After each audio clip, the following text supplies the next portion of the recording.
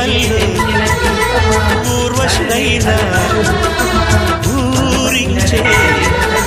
మేనకైనా ఆ చిన్నారిని చూశారంటే చిన్నబోరా తన చెలికత్తెలుగా ఉంటే చాలని అనుకోరా చేతలలో లేదే ఆముదం కనిపిస్తేనే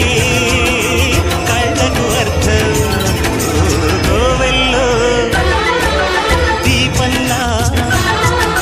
కావ్యంలో భావల్లా తెలుగింటి కాంతరా తొలి సంజ కాంతిరా ఛాయదలో ఊయలూగుతోందిరా కోవెల్లో దీపల్లా